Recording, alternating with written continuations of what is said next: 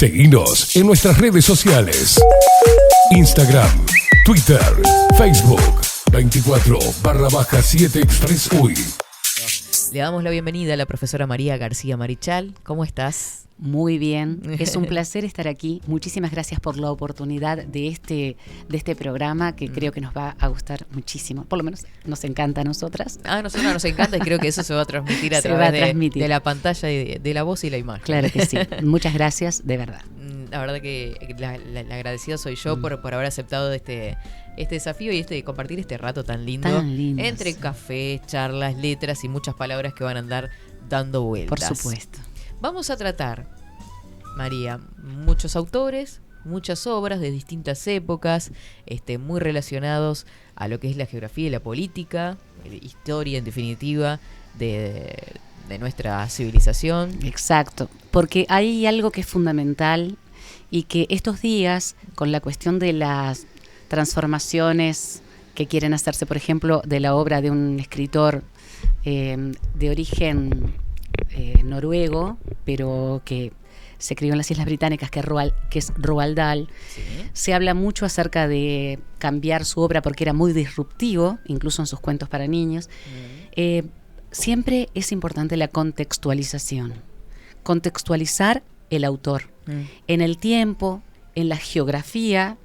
Claro. Yo soy profesora de geografía, pero la geografía es fundamental como escenario físico, pero además hay una geografía humano-económica y política.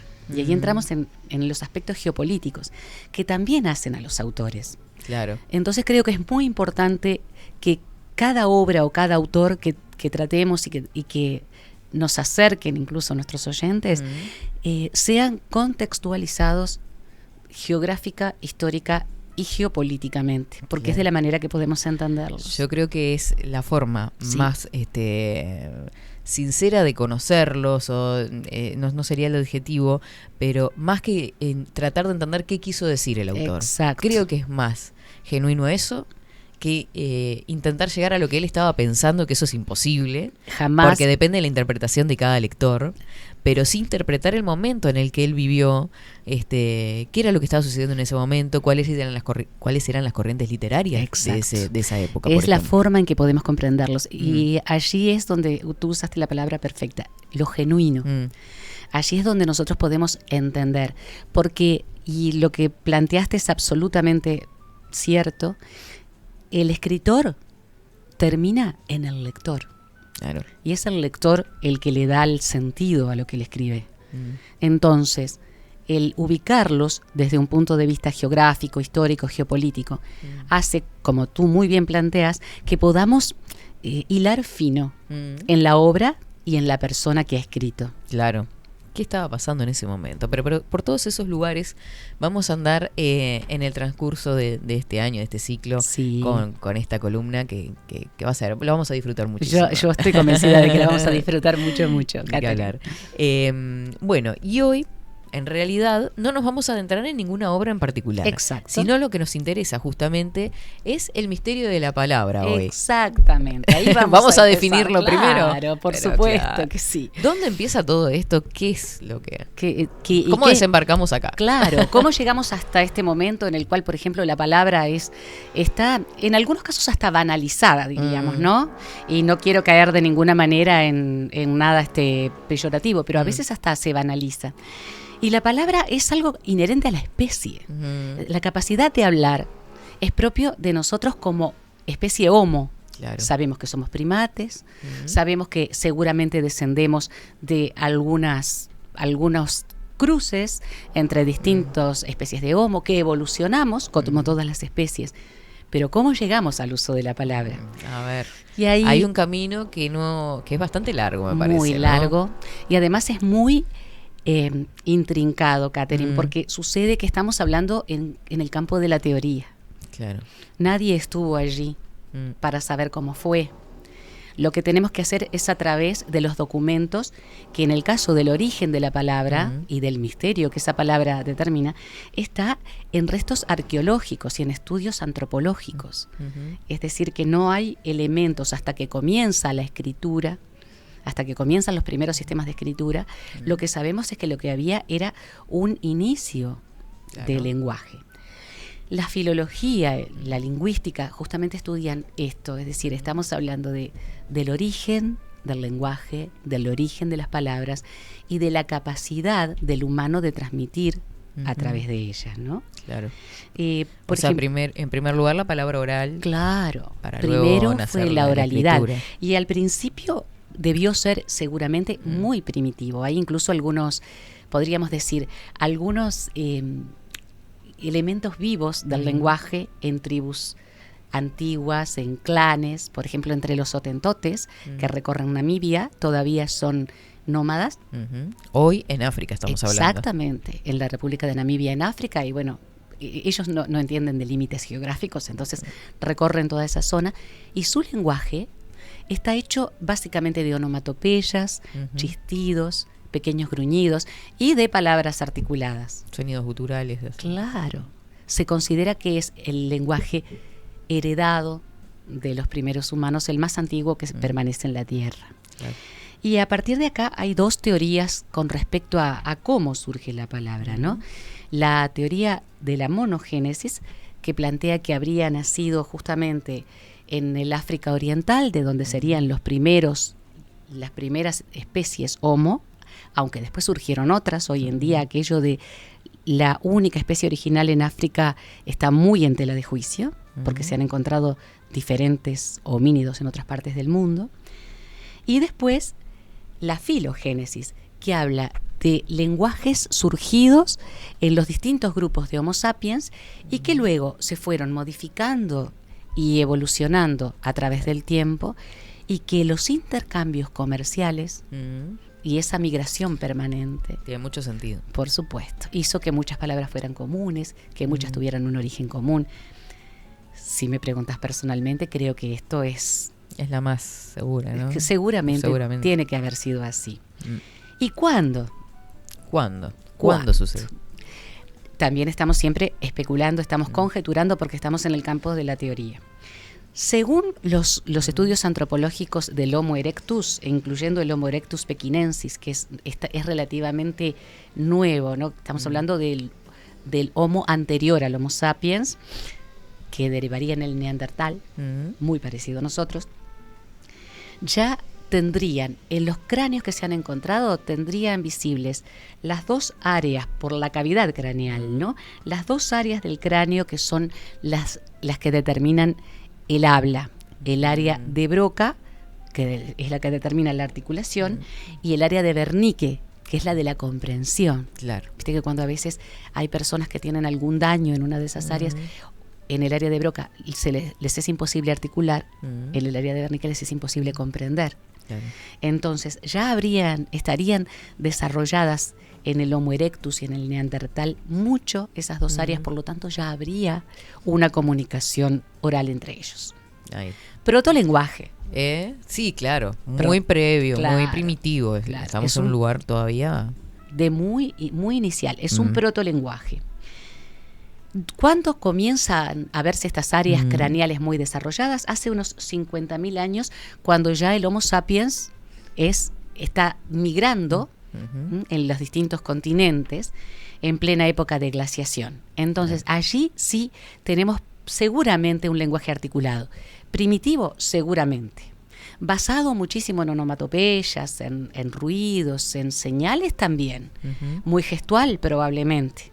Y siempre estamos dentro de lo mismo, ¿no? Estamos teorizando con los antropólogos. Claro, en base a investigaciones que... Por supuesto, es de la manera que podemos saberlo. Hay distintos autores que han tratado este tema y que nuestros oyentes pueden buscarlos, como por ejemplo Steven Pinker, que habla de la continuidad gradual de la lengua. Es decir, de un inicio, un protolenguaje que va evolucionando hasta un lenguaje mucho más complejo. Claro. Allí después hablamos de Noam Chomsky, neurolingüística. De la neurolingüística, y que él habla de una mutación. Claro. Una mutación. Y yo te diría que hasta no serían independientes, que podrían ser ambas, que podría haber habido una evolución gradual y además una mutación que habría hecho mucho más veloz el aprendizaje de la lengua y la creación de la lengua. Entonces, siempre dentro Y de... que son procesos, ¿no? Que se van dando de forma muy lenta Claro. dentro de una sociedad, o en este caso tribus, o no sé, Grupos. grupos de personas, que se van dando muy de a poco y en determinados tiempos. O sea, Exacto. siempre me queda mucho a mí lo de Ferdinand de Saussure, con la diacronía y la sincronía, por ejemplo. Exactamente, claro. Porque ahí hay que tener muy en cuenta esa perspectiva, la perspectiva temporal. Nosotros estamos hablando de decenas y centenares de miles de años.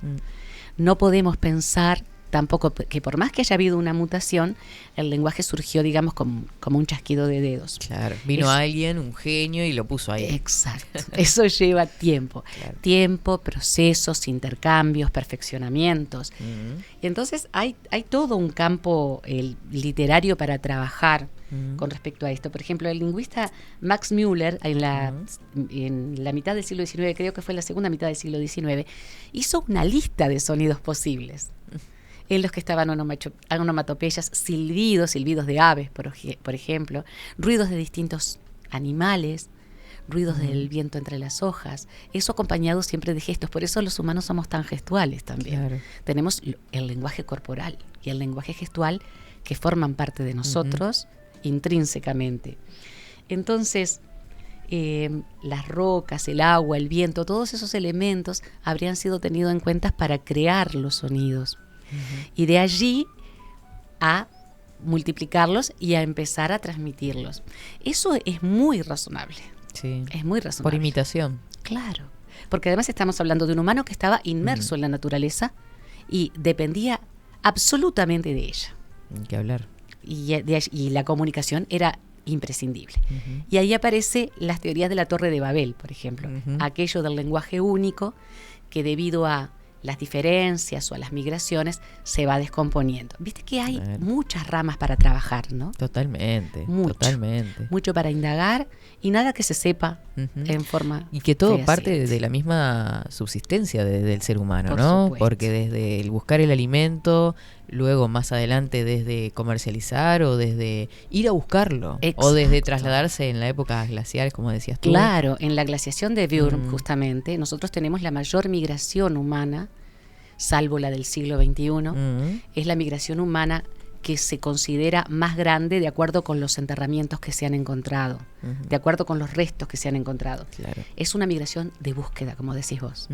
Están buscando las piezas de casa, están buscando el refugio, Claro. están buscando los vegetales que puedan complementar su dieta. Y cuando hablamos de refugio, hablamos de cuevas y cavernas. Y allí... Y ese también es un lugar donde, bueno, se han encontrado, y hay videos por todos lados, sobre las inscripciones en las cavernas, ¿no? Exacto. Yo recomiendo muchísimo la Deutsche Welle, la televisión alemana, que tiene unos documentales impresionantes, incluso del Neolítico. Ahora estamos viendo en imágenes, perdona que te corte, por favor, fragmentos de videitos de las primeras escrituras. ¿Te das cuenta? Petroglifos, por ejemplo. No nos olvidemos de las pinturas rupestres, que van a ser muy importantes. Yo recuerdo las cuevas de Altamira, también en la zona francesa de los valles intermontanos. Se han encontrado cuevas, algunas de ellas muy escondidas, donde para evitar el frío, para evitar los enfrentamientos con animales, van a dejar su huella. Incluso dejan sus manos. Claro. Pintan, buscan la perpetuidad. Exacto, la expresión a través del dibujo, de lo manual, ¿no? Exacto. Van buscando la perpetuidad, buscan dejarle a los que vendrán, a los que lleguen después. Date cuenta que estamos hablando de decenas de miles de años atrás y nosotros todavía nos maravillamos de esas obras artísticas. ¿Por qué lo hicieron? Por estética, para buscar, digamos, una mejor casa, es decir, de alguna forma ritual, para dejar testimonio de que aquí estuvimos. Pues es que yo creo que es un conjunto de muchas de esas cosas, ¿no? Sí, de todo. De todo. Así somos los humanos. Y el fuego. ¿Qué pasa con el fuego? ¿Cómo puede influir el fuego en todo esto? En la palabra, por ejemplo. En la palabra. El fuego es un elemento principalísimo en lo que tiene que ver con la palabra, con la transmisión de la palabra. Porque el fuego, más allá de cocinar, de ahuyentar las bestias, de iluminar la noche, el cielo era maravilloso, pero que había que iluminarlo porque estaban los depredadores cerca. El fuego es un lugar de reunión. Claro. Es donde nos reunimos, porque allí nos protegemos, porque allí comemos, porque allí transmitimos lo que pensamos y lo que vemos. Claro, se da el intercambio. Hasta fuego, hoy, si lo pensamos, claro, hay un fuego Catherine, prendido y hay reunión. Pensá en un asado. Claro. Pensá en la estufa a leña, por ejemplo, en un fogón. Hay que hablar. Y siempre, viste que nos reunimos en ronda. Es decir, se han encontrado enterramientos en los que hay rondas en los que se dejaron, por ejemplo, pequeños objetos de piedra, de cerámica, en ronda alrededor de lo que está quemado, del fuego principal. Claro. Entonces, observamos que el fuego va a ser fundamental. Ya los neandertales conocían el fuego, Los neandertales conocían el fuego. Ya hace 800.000 años en Europa, y por lo que se sabe de China, siempre digo, la historia puede reescribirse. Sí, ni que hablar. Se puede reescribir. La estamos reescribiendo cada todo vez el que tiempo. encontramos. Todo el tiempo. Hace 500.000 años el Homo erectus pekinensis ya conocía el fuego. Y el fuego va a estar muy relacionado a la evolución de la especie Homo y principalmente del Homo sapiens, porque después de que lo domestica, o sea, después de que lo puede controlar, cuando lo puede hacer, y allí aparecen pedacitos de pirita y de sílex, ¿no? Dentro de los enterramientos, cuando lo puede hacer, pedernal y pirita se golpeaban y saltaba la chispa. Posiblemente lo prendieran con hojarasca y después acercarían ramas, acercarían troncos, como nosotros hacemos el asado hoy en día. Ni que hablar. O como prendemos la estufa. Me quedé pensando, me fui en lo que estabas describiendo a ese momento, de alguna forma, cómo constituye un aprendizaje la forma de prender el fuego, por ejemplo, que también se iba transmitiendo a generaciones más chicas. Supuesto, claro, hay un conocimiento ahí. Y me quedé pensando también en ese momento, en esa reunión de ese grupo de personas, en la contemplación también, que es tan importante y que paradójicamente, irónicamente, la hemos perdido tanto en el siglo XXI, ¿no? El darse el espacio, el tiempo para la contemplación. Sí, eso que estás diciendo es de una importancia trascendental. Y vos hablaste de dos cosas que uniste de manera perfecta: el conocimiento y la contemplación. No conoceríamos ni la mitad de las cosas que conocemos, ni sabríamos la mitad de lo que sabemos, si el humano, y afortunadamente todavía hay mucha gente que lo hace, no se dedicara, no se diera el tiempo de observar. Observar no es mirar. Observar es mucho más que eso. La observación implica una conexión de todos los sentidos con el objeto o el fenómeno que estamos mirando. Por eso me pareció interesantísimo lo que dijiste. Por ejemplo, el cielo. ¿Por qué razón se crea el calendario, como vamos a ver ahora cuando lleguemos al Neolítico? Porque el humano lo primero que hizo fue contemplar el cielo y fue relacionando su vida con aquella magnificencia que veía mucho más allá. No sabía lo que eran. Por supuesto, ahí aparece el mito. Bueno, ahí esa parte de la mitología me encanta. Es hermoso pensar. El origen. Claro, el origen del mito. El mito aparece de la contemplación de la maravilla que el humano tenía frente a sí, con todos los horrores que eso pudiera implicar. Claro. Porque no estamos hablando de que sería maravilloso vivir en la edad de piedra. No, por favor. Hay que caminar mucho, hay que trabajar mucho, hay que estar permanentemente alerta, hay que buscar refugio, se pasa frío. La expectativa de vida era muy, muy breve. Un hombre de 30 y pocos años era un anciano. Pero vos imaginate lo que es el contemplar, el observar y en la primera instancia de la humanidad, hablar sobre lo que se ve. Crear historias, imaginar cosas. La imaginación del humano como algo, digamos, generador de historias. De encuentros. De encuentros.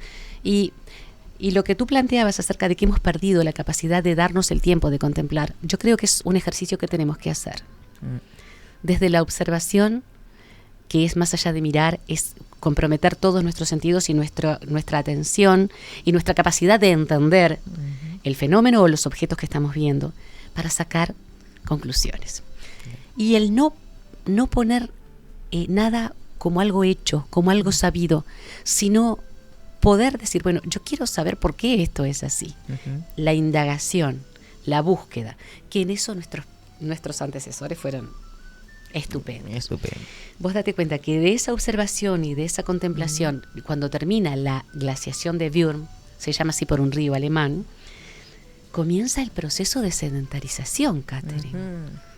El humano domestica plantas y domestica animales. Se considera que entre los animales primero los cerdos y las ovejas, tal vez porque un cazador llevó cachorros para sus hijos, claro, posiblemente, pero hay un avance enorme, inmenso. Yo diría un impulso trascendente en la evolución, en esta etapa del Neolítico. Agricultura. La agricultura. Hay una domesticación, pero hay además la plantación posteriormente. Y esa agricultura va a permitir que haya más vida, que haya más posibilidad de vivir más años, que haya más hijos, o sea, que la población crezca, y que cuando exceda, cuando sobre, haya que guardar. Claro. Y si hay que guardar, hay que registrar cuánto hay para repartir. Ese es el inicio. A mí el Neolítico, toda esta parte de la transición, del fuego, a la domesticación, es maravilloso. Es un estudio magnífico. Te cuento que cerca de Burgos, en España, hay un yacimiento enorme que se llama el yacimiento de Atapuerca. Pueden buscarlo nuestros oyentes. Hay muchos arqueólogos y estudiantes de arqueología, paleontólogos, antropólogos trabajando allí, edafólogos por supuesto, porque tienen que estudiar el suelo, el tipo de suelo, cómo sacar los restos. Atapuerca es un yacimiento enorme que se encontró por casualidad.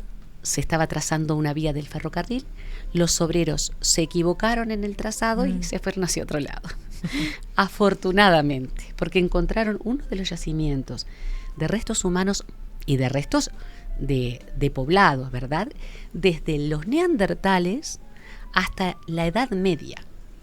Es decir, se usó como lugar de enterramiento. Entonces, claro, van estrato por estrato buscando, porque realmente es impresionante. Allí se encontró una forma de homo. Hay 900.000 años de enterramientos allí. Fíjate si habrá para y buscar. todo encontrado de casualidad. Y todo encontrado por pura coincidencia. Yo creo que las coincidencias no existen. Se encontró un homo, por ejemplo, que es propio de la península ibérica, que es el antecesor.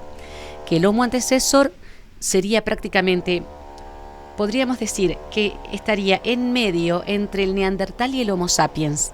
Hoy en día se ha descartado aquello de que los homo sapiens eran caníbales de los neandertales. Si se dio eso, fue muy puntual. Seguramente lo que hubo fue un cruce. Los neandertales no tenían mucha diferencia con los homo sapiens. Eran más fuertes, eran más achaparrados, tenían menor capacidad craneal, pero eran muy parecidos. Cazaban, conversaban entre ellos con un protolenguaje y se han encontrado ya en la información genética cruces entre ellos. Y el antecesor sería uno de ellos encontrado justamente en el yacimiento de Atapuerca. Es realmente interesantísimo esto, porque estamos hablando de que en Göbekli Tepe, en Turquía, por ejemplo, en Cataluyuk, también en Turquía, o en los dólmenes y menires que se han encontrado por toda Europa occidental y mediterránea, nosotros vemos ya al Homo sapiens, pero no dejamos de ver el neandertal.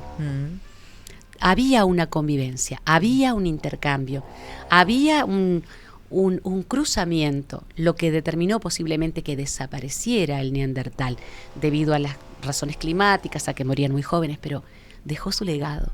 Claro. Porque dejó su información genética en el Homo sapiens y posiblemente muchísimos aprendizajes. Y muchísimas cosas que no, capaz que aún no hemos descubierto. Y por eso decimos que la historia tendría que reescribirse en muchos aspectos. Y ahí llegamos al Homo sapiens ya, Homo sapiens sapiens. Ay, ay, ay. Seguramente ya somos nosotros. Sí, cuántas cositas nos mandamos ahí. Ahí hubo seguramente una evolución y posiblemente lo que hablábamos hoy de una mutación genética, porque hay un cambio muy radical en el Neolítico. El Neolítico de los dólmenes, los menires de Göbekli Tepe, de Cataluyuk, cambia a la aldea. En los últimos años se han encontrado en lo que fue Sumeria, en el sur de lo que hoy es Irak, en la Mesopotamia, se han encontrado aldeas algunas de ellas muy sui generis, podríamos decir, porque eran con viviendas pegadas unas a las otras. Tan es así que algunos arqueólogos y algunos antropólogos dicen, no, esto no pueden ser viviendas. Tienen que ser lugares de almacenamiento de alimentos. Seguramente ellos vivían en las azoteas. Claro. Ya teníamos un clima templado. Bueno, eso es muy importante también para el desarrollo de otras actividades. Por ¿no? supuesto. Entonces aquí aparece la diversificación del laboreo. Hay agricultores y hay ganaderos, pero hay excedente de agricultura y de ganadería. Hay que guardar. Hay que construir para guardar. Claro. Almacenes.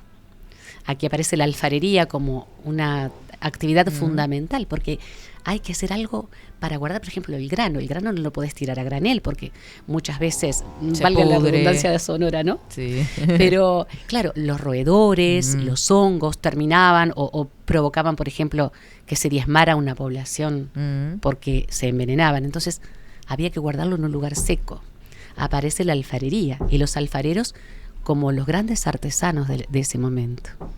Estamos hablando de almacenes, de alfareros, o sea que hay que construir. Agricultores, ganaderos. Van a aparecer las primeras herramientas de metal. Entonces, las primeras herramientas para por generar. supuesto, primero va a ser el cobre, después va a ser la aleación de cobre y estaño y va a aparecer el bronce, posteriormente el hierro, que seguramente el primer hierro se haya extraído de los aerolitos, de los meteoritos que se encontraban principalmente en lo que los egipcios llamaban Nubia, que era el sur de Sudán. Hay un lugar desértico en la actualidad que tiene muchísimos meteoritos de distintos tamaños. E incluso en el ajuar funerario de Tutankamón se encontró una daga de hierro que fue un obsequio del rey de Nubia para el faraón Tutankamón, que está hecho con el hierro de un meteorito, porque todavía no estaban en la edad de hierro. Mira. ¿Cuánto? No, hay tanta. Es maravilloso indagar. Sí. Y podríamos estar años. Sí, es infinito. Como decíamos, comienza la civilización. La civilización se caracteriza por varios aspectos que son propios. Claro, que es la diferencia del resto. Exacto. Esa Cuando se civilización. empieza el humano a civilizarse, dejó el neolítico, porque está sedentarizado. Aparece como elemento fundamental la ciudad. La ciudad planificada, con sus construcciones, con los lugares donde se realiza el culto, porque el humano, debido justamente a esa contemplación permanente del cielo, de la naturaleza, tiene sentido de trascendencia. Claro. Entonces hay lugares de culto desde la antigüedad. Y aquí aparecen los lugares de culto en las ciudades, como te decía, las ciudades planificadas, los lugares de almacenes, los comercios. Y empieza el registro.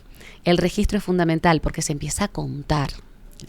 Pero además de contar con números, lo que hay para repartir, lo que hay para comerciar, con qué voy a intercambiar, porque al principio no existía la moneda, después va a aparecer la escritura. Claro. Dejamos la palabra oral para escribir. Y esto es maravilloso. Aquí comienzan justamente los primeros sistemas de escritura. Perfecto. Entre lo que conocemos hoy en día, el primer sistema de escritura es el cuneiforme. Bien. El cuneiforme es el que aparece justamente en Sumeria y Acadia, al sur de Irak, con las primeras civilizaciones. Según parece, por lo menos hasta ahora, esa es la cuna de la civilización humana. Aquí aparecen las ciudades como Ur, por ejemplo, claro, que está en la Biblia cristiana, está documentada como la Ur de los caldeos, le decían ellos. Ur es Uruk, la ciudad sumeria. Y aparecen distintos poblados en el borde principalmente del río Éufrates, aunque también los hay en el Tigris. Y comienza el sistema de escritura cuneiforme en tablillas de barro precocido, cosa que se pudiera dibujar.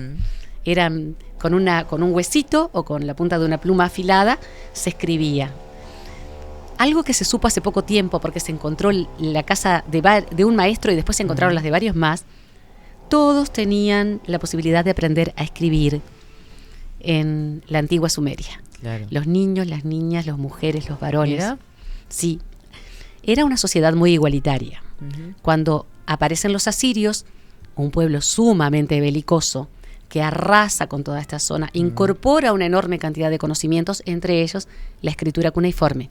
Pero ya no va a ser el pueblo el que va a tener acceso a la escritura, Claro. sino la clase de la nobleza y el clero principalmente. Y ahí se empieza a entender que en realidad el conocimiento es poder. Claro que sí, eso es fundamental. Esa Eso es- frase que Que tanto repetimos. sí, mis alumnos están cansados de escucharla. Pero mis claro, es exalumnos así. también, mis hijos, todos los que...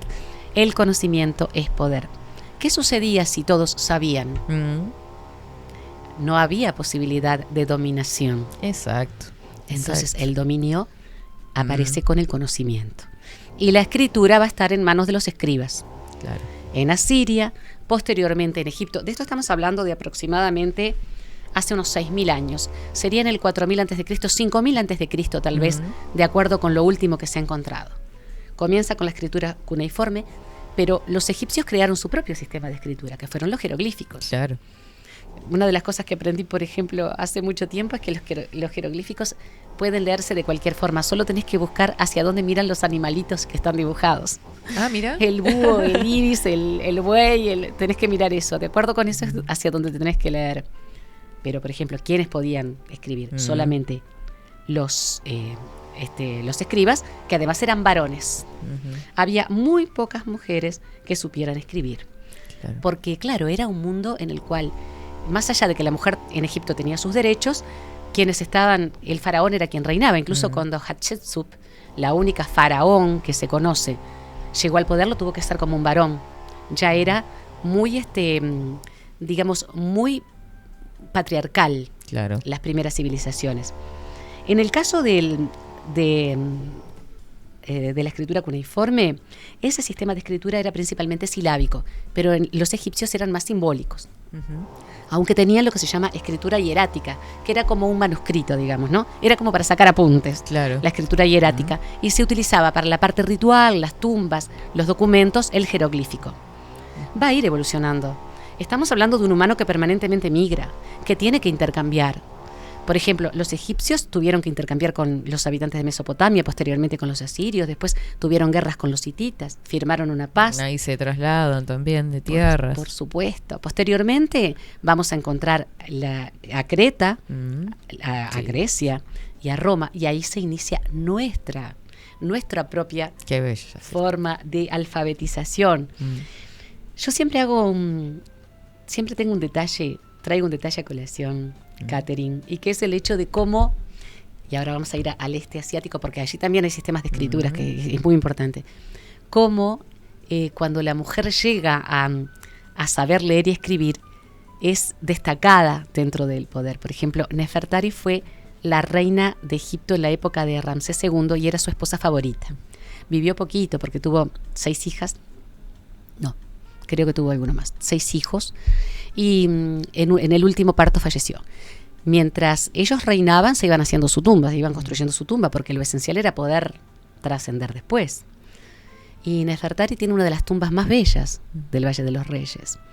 Y ella se presenta: yo soy Nefertari, reina del Alto y Bajo Egipto, soy escriba. Ah, qué divino. O sea, es que me llena de una Hasta euforia.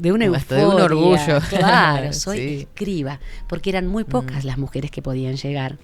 Se consideraba que además era un trabajo propio de los varones. Claro. Incluso quienes dibujaban los jeroglíficos lo hacían a partir de patrones que se les daban. Ellos no sabían, salvo el escriba, no sabían leer ni escribir. Claro, ¿Y lo qué reproducían. Exacto. ¿Y qué pasaba mientras tanto en el Oriente? Porque Bueno, en el ¿en qué andaba Oriente? Que tiene decimos Oriente siempre como dejándolo de costado y Ay, tiene sí. una historia tan rica y La tan ri- milenaria. Sí, y la riqueza que tiene histórica, muchas veces, debido a que somos eurocentristas, digamos, tenemos a Europa como centro debido a que descendemos muchos de nosotros, de europeos, dejamos de lado Asia y dejamos América precolombina. Es que nuestra historia, si bien descendemos, sí, pero además, desde que iniciamos primaria y secundaria, lo que se está transmitiendo son obras, textos, Exacto. de la rama que sea, de origen europeo. Exacto. Y es un gran error, porque estamos hablando de que en China oriental, en Vietnam, en Japón, en Kampuchea, lo que era Camboya, por ejemplo, Laos, tiene una historia tan impresionantemente rica desde el origen humano, en la evolución del Homo, de la especie Homo, la agricultura, que por ejemplo el otro día estaba leyendo un artículo en la revista Science, no recuerdo de qué mes es, que se encontraron algunos yacimientos en China Oriental, en la región de los valles del Yangtze-Kiang y del Huanghe, que son los ríos más importantes, ¿no?, donde se inició la agricultura, yacimientos de una agricultura mucho más antigua de lo que se creía. Entonces estamos hablando que posiblemente haya habido civilizaciones que aún no hemos descubierto. En India, por ejemplo, Mohenjo-Daro es un misterio absoluto, porque es una civilización con sus ciudades, con sus campos de cultivo, que desapareció de un momento para el otro. ¿Qué pasó? Pudo haber habido un cambio climático, pudo haber habido una peste que hubiera diezmado a la población.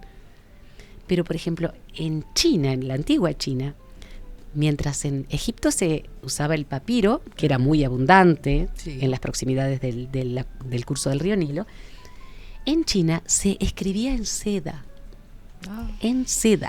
en bambú, en seda, en cortezas de árboles. Son verdaderas obras de arte. Claro. La escritura china, que es una escritura mucho más de ideas, digamos, son más ideogramas que otra cosa, y es muy compleja, y para saber chino hay que saber mucho de escritura china. Escribían en seda, entonces claro, enrollaban la seda con las historias, con los registros, con los mitos, con las oraciones, con las historias familiares, con los consejos para los chicos, para los niños, muy típico de las civilizaciones orientales, y se escribían en eso que hoy en día es algo maravilloso de ver. Mira, vos decís eso y a mí se me viene enseguida las obras de Homero. Se viene Helena, por ejemplo, tejiendo en los telares las propias guerras, o sea, describiendo la guerra a través de los telares. Por supuesto, porque ¿qué sucede, Catherine? Que la manualidad, y allí ya estamos, sobre todo en la Grecia y la Roma clásicas, la mujer tenía acceso al conocimiento, sobre todo si estaba en la clase privilegiada, ¿no? Pero además tenía muchísimo conocimiento de lo que era el trabajo artístico manual. Entonces, los chinos ya eso, por ejemplo, lo hacían desde muchísimo antes. Pintaban de una manera, con una exquisitez, que todo quedaba registrado en algo que era prácticamente indestructible para el resto de la historia. Era indestructible. También aparece el bambú. El bambú es muy, muy resistente. La caña de bambú es flexible, es fácil de manejar, se puede escribir en la parte, digamos, tierna. Cuando la abrís se puede escribir en ella. Los pandas se comen las hojas generalmente y la caña tiernita, pero se usa hasta ahora el bambú en China, en Vietnam. ¿Sabes para qué? Para hacer andamios. Esos edificios gigantescos, por ejemplo en Shanghái, en China, cuyos vidrios hay que lavar, se hacen de andamios. Y prácticamente la mortalidad de los trabajadores es cero, porque el andamio está hecho como una especie de jaula de contención, debido a la flexibilidad. Al mismo tiempo, eso sirve para escribir. La parte interna sirve como el elemento de escritura. Vos imaginate todo lo que ellos aprendían. Y por supuesto que en China se inventa el papel a partir de la celulosa. Pero claro. Se dice que fue un cortesano llamado Cai Lung quien inventó el papel a partir de la celulosa de los árboles. Claro, y esto abarata notoriamente los costos. Claro. Claro que sí. No, y la forma de llevarlo adelante. Exactamente. ¿No? Porque no es lo mismo escribir en barro, que la claridad no puede llegar a ser la misma que en un papel. Además el barro se destruye. Lo que se encontró, por ejemplo, en la casa. Claro, hay que restaurarlo como si fuera un rompecabezas.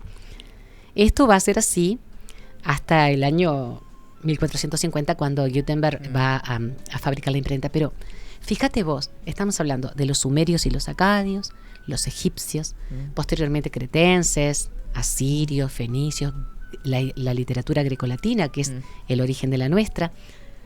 Pero no nos tenemos que olvidar de dos cosas que son fundamentales. Una, que hay una forma nueva de escribir hasta la Edad Media, bien avanzada la Edad Media, que es el pergamino.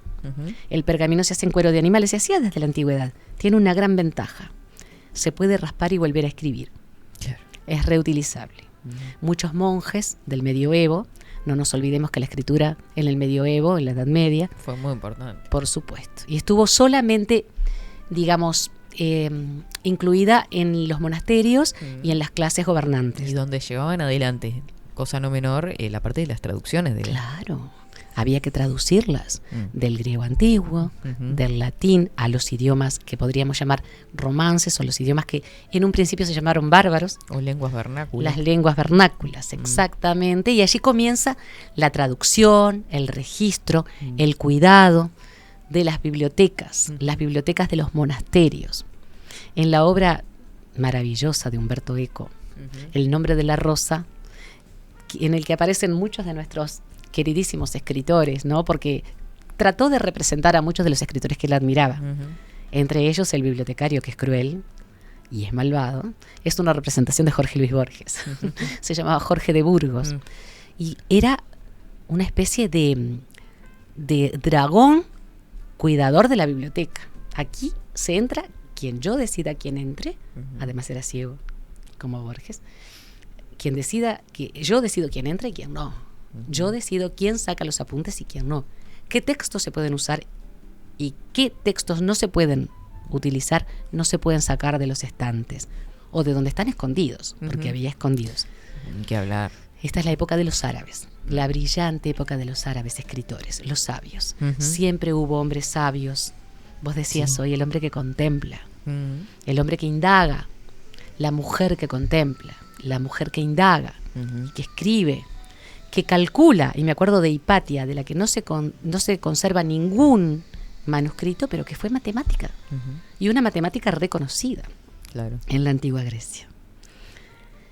¿Qué pasaba en América Latina?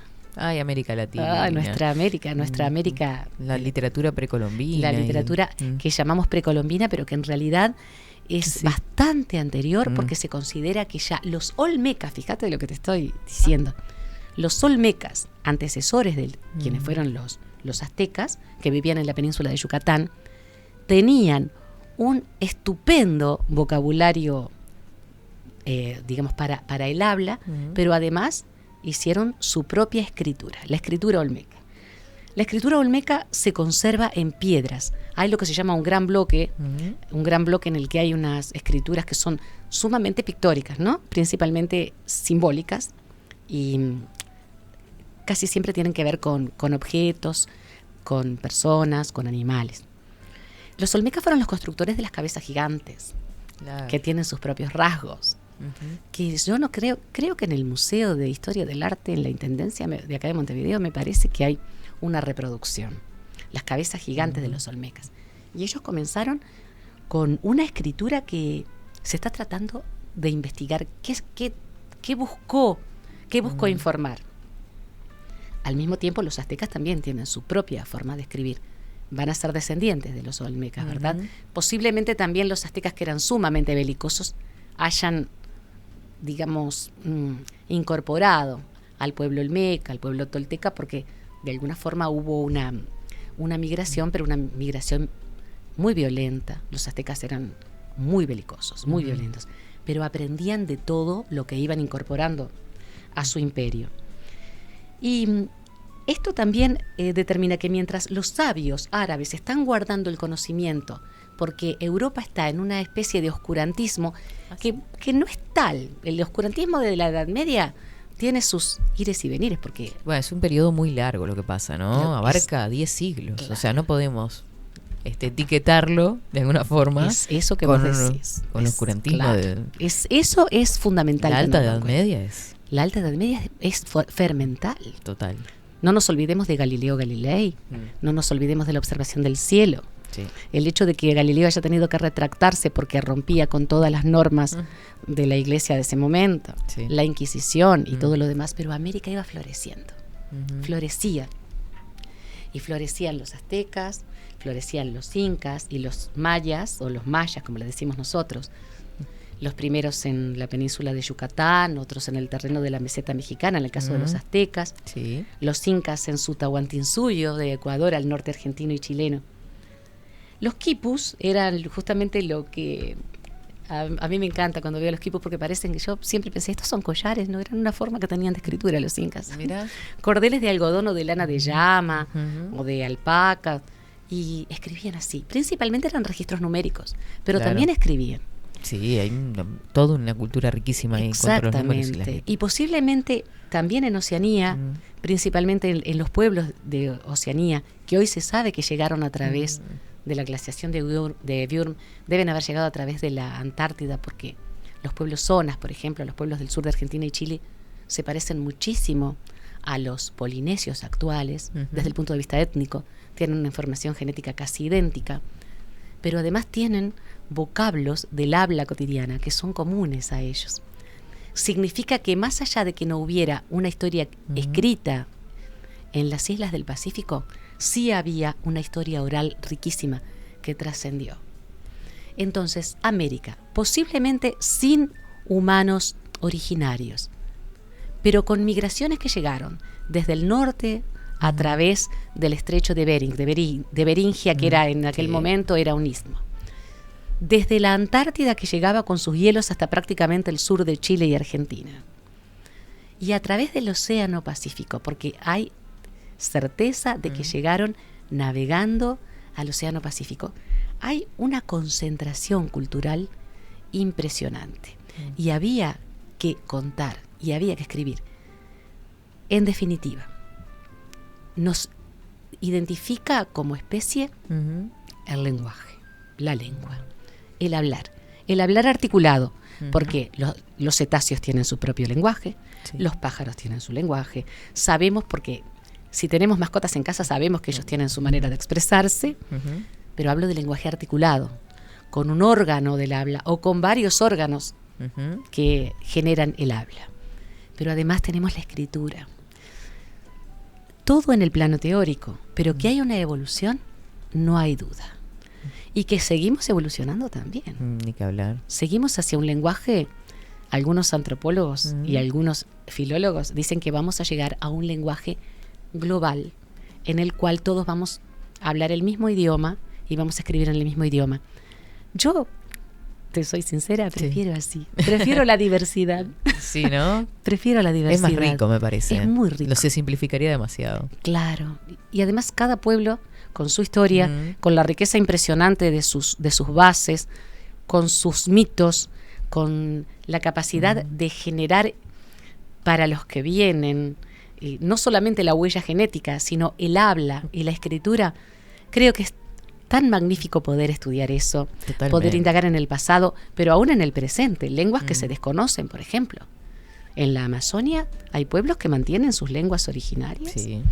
Los Yanomamis, por ejemplo, los Machiguengas, mantienen sus lenguas originales y han sido enculturizados, por supuesto. Es lo que lo hace más rico y creo que es lo que hace que nosotros también digamos, bueno, cuánto más hay por descubrir, que se genere esa curiosidad tan linda que es propia de seguir del humano. descubriendo, que es propia del humano. Claro. Que sí. La curiosidad es algo que no podemos perder, como tampoco podemos perder el querer aprender cosas. Es decir, curiosear para aprender nosotros por nosotros mismos y aprender de lo que otros nos dejaron como legado. Yo creo que esas son palabras fundamentales dentro de esta columna, la curiosidad, la contemplación, Totalmente justamente de acuerdo. para ir descubriendo el misterio de la palabra. Exacto, el misterio de la palabra, que es lo que vamos a continuar en la próxima. Ni que hablar que sí. Muchísimas gracias María García Marichal por estos minutos. Yo soy la Hicimos agradecida. un paso rápido por toda esta historia que es tan rica, pero para despertar de alguna forma en aquel que está del otro lado escuchando en este momento, la curiosidad justamente Claro, de saber qué es lo que capac- sucedió. y la lo que capacidad. están interviniendo acá también y aportando, Por supuesto, que ahora por te voy a leer supuesto. en la pausa. Me encantaría. Bueno, un placer. Bueno, nos estar reencontramos contigo. el próximo jueves. Por Después vamos a supuesto. estar adelantando. Claro Vamos que a sí. hablar. Un saludo afectuoso y un placer estar contigo. Muchísimas gracias. Así pasaba el misterio de la palabra por 24/7 Express. Vamos a la segunda pausa y ya venimos. 24/7 Express.